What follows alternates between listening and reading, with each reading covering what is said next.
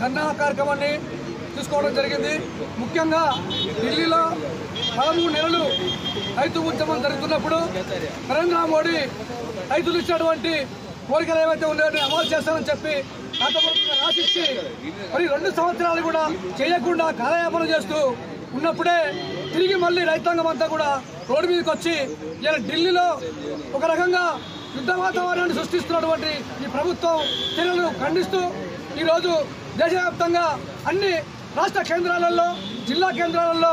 రైతాంగము కార్మికులు అందరూ కూడా ఈరోజు రోడ్డు మీదకి వచ్చి రావాల్సిన పరిస్థితి ఏర్పడేది. ఎందుకంటే ఇచ్చిన హామీలను అమలు చేయమంటున్నాం, పండించిన పంటల గిట్టుబాటు ధరలు అడుగుతున్నాం, మేము దాన్ని ఒక చట్టం చేయమంటున్నాము. ఆ చట్టాలు చేయకుండా కాలయాపన చేస్తూ చర్చల పేరుతోటి